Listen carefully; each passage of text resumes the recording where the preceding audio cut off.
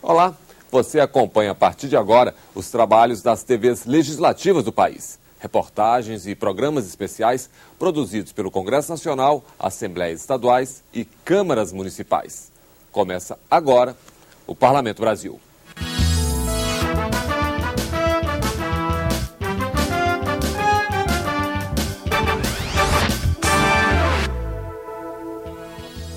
Você vai ver neste programa. A Assembleia de Santa Catarina ajuda a divulgar informações sobre doença pouco conhecida e de grande incidência no Brasil, a síndrome do X frágil. Direto do Congresso, debate sobre a reforma política avança rápido no Senado. E o tema repercute na Assembleia do Espírito Santo. Na Câmara dos Deputados, leis para combater o bullying nas escolas. E na janela cultural, a memória de batalhas do Sul e as curiosidades da Câmara de Vereadores do município da Lapa, no Paraná, que funciona desde 1868.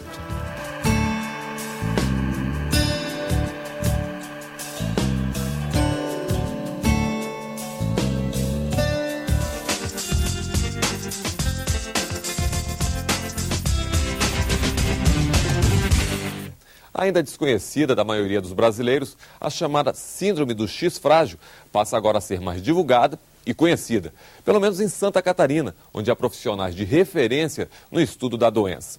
Você acompanha na reportagem da TV Assembleia como identificar os sintomas e tratar a síndrome genética que pode causar problemas de aprendizado e desenvolvimento. Não tem funcionário da Assembleia Legislativa que não conheça o Camilo. Aqui, ele realiza pequenos serviços, recebe um salário para isso. É popular, gosta de ajudar a todos e todos gostam muito dele. Com 29 anos de idade, o Camilo é eficiente em todas as tarefas, mas tem algumas limitações. Ele é portador da síndrome do X frágil, uma fragilidade do cromossomo X de caráter hereditário, que provoca, entre outras consequências, o comprometimento mental, podendo afetar o desenvolvimento intelectual e o comportamento de homens e mulheres.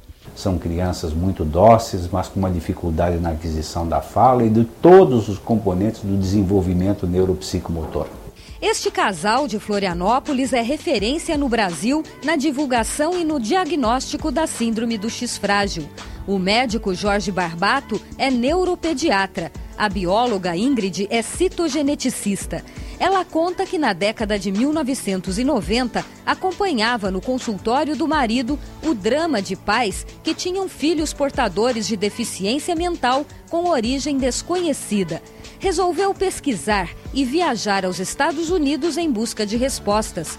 Descobriu a síndrome e hoje coordena um mapeamento em todo o estado para localizar os portadores. Nós mandamos questionários, ensinamos a pontuar através de uma literatura já, que isso já foi validada, né? Assim, ele vai somando. Se tiver uma média de 12 a 15 pontos, essa criança é uma suspeita de um portador da síndrome do X frágil. Então, essa criança vem para o exame.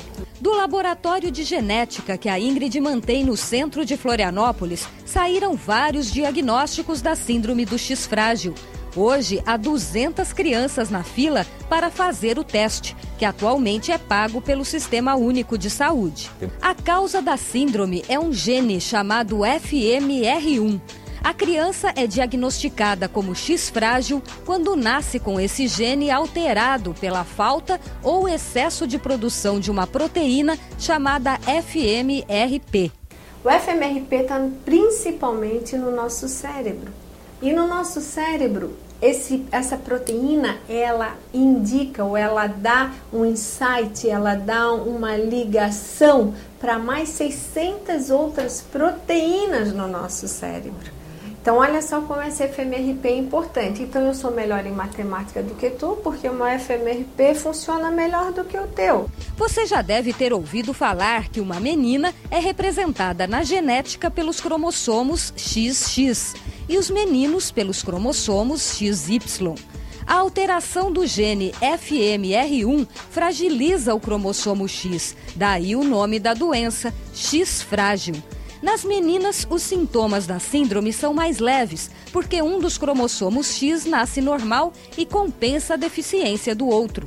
Mas os meninos, que só têm um cromossomo X, não têm como compensar e são altamente afetados. Os sintomas delas são muito mais suaves, então tanto que menina tem problema na matemática só, e elas geralmente, as mocinhas, elas emocionalmente são mais tímidas, né?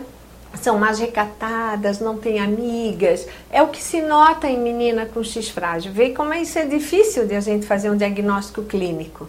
Então só um teste que vai dizer é ou não é.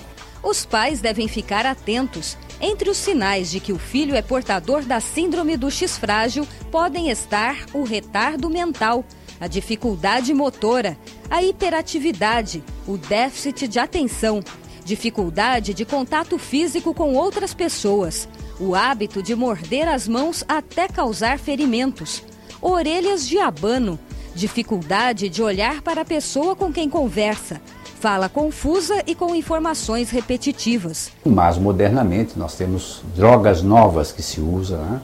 Desenvolvidas no Brasil e em outros países, que têm ajudado muito essas crianças. A incidência da síndrome do X frágil é alta. De acordo com a literatura mundial, é esperado entre os nascidos vivos um caso em cada 2.000 meninos e um caso em cada 4.000 meninas. Por isso, a importância do diagnóstico. A Assembleia Legislativa decidiu apoiar o trabalho desses profissionais e, para aumentar a divulgação sobre a doença, transformou em lei um projeto do deputado estadual Edson Andrino.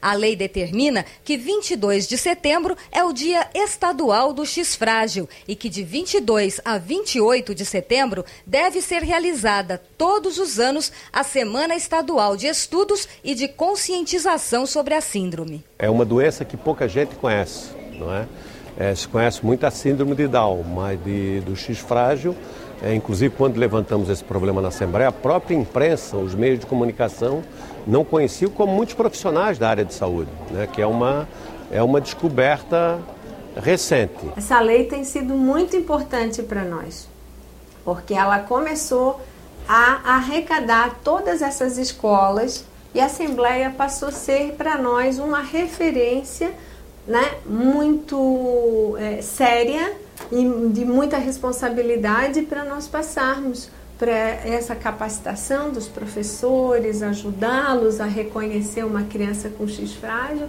e isso tem dado certo. A Assembleia Legislativa do Espírito Santo fez uma parceria com o Tribunal Regional Eleitoral do Estado para debater a reforma política. Os parlamentares devem encaminhar o resultado dessa discussão para o Congresso Nacional. O parlamento se colocou à disposição do TRE para colaborar com os trabalhos e as discussões durante o Fórum Nacional pela reformulação da legislação eleitoral, que acontece no estado entre os dias 15 e 17 de junho, no Centro de Convenções em Vitória. Evento que trará especialistas e agentes políticos de todo o Brasil para debater as reformas eleitoral e política em terras capixabas. Não se pode falar em reforma de legislação eleitoral sem que haja participação dos atores políticos, dos deputados estaduais, da bancada federal. Então eu considero indispensável a participação da Assembleia Legislativa dentro desse debate. Além da participação dos deputados nos debates que envolvem a mudança da legislação eleitoral do Brasil, o parlamento vai colaborar com a divulgação e a cobertura do fórum por meio das mídias da Secretaria de Comunicação da Casa, TV Assembleia e Web. Nós estamos, mais uma vez, dando as mãos ao TRE para uma missão muito nobre, que saia daqui uma proposta debatida amplamente pela população, debatida por nós, deputados, por juízes, por promotores, advogados, juristas, para que saia do Espírito Santo uma carta colocando a nossa ideia e o nosso ponto de vista sobre a reforma eleitoral. Depois do intervalo, o Senado já concluiu a primeira etapa da reforma política e a discussão sobre comportamento juvenil e bullying nas escolas. A gente volta já já.